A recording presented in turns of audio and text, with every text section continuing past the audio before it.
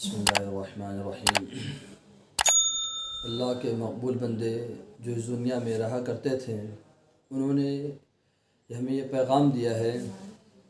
جو لوگ دنیا کی حقیقت کو سمجھا کرتے تھے، ان لوگوں نے کیا پیغام دیا ہے۔ ایک بزرگ جو دنیا سے بیزار تھے اور بہت عبادت گزار تھے، انہوں نے کیا ارشاد فرمایا کہ اگر کوئی شخص گناہ کا ارتکاب کرے اور اسے کوئی تکلیف اور مصیبت نہ آئے تو یقین جان لے کہ اللہ رب العزت اسے جہنم میں داخل فرما دے گا اور عمر بھر وہ روتا رہے گا۔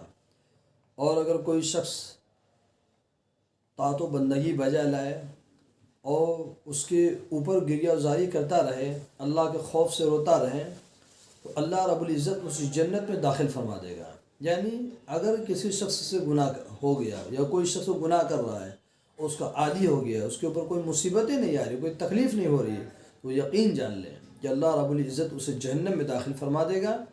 اور اگر کوئی عبادت کرتا رہے، طاعت و بندگی کرتا رہے، اللہ رب العزت سے ڈرتا رہے، اپنے آپ کو گناہ گار سمجھتا رہے، تو اللہ رب العزت کی رحمت سے امید وابستہ ہے کہ اللہ رب العزت اس جنت میں داخل فرما دے گا۔ اس لیے اللہ کے مقبول بندے یہی کیا کرتے تھے کہ نیکیوں کو پتلا ہوا کرتے، نیکیوں کو مجسمہ ہوا کرتے تھے، مگر اس کے باوجود بھی وہ لوگ اللہ رب العزت کے بارگاہ میں گریہ زاری کیا کرتے تھے، اللہ رب العزت سے خوف کھا کے ڈرا کرتے تھے، اللہ رب العزت کی عبادت و بندگی کیا کرتے تھے۔ اس لیے بزرگان دین یہی عمل دیا کرتے تھے۔ اور جو گناہ گار ہوا کرتا ہے، بدکار ہوا کرتا ہے، اس کے دماغ میں یہی رہتا ہے کہ میں بہت نیک ہوں، مگر جو نیک ہوا کرتے ہیں ان کے دماغ میں کبھی یہ خیال بھی نہیں آتا، کبھی تصور بھی نہیں آتا کہ میں بہت نیک ہوں۔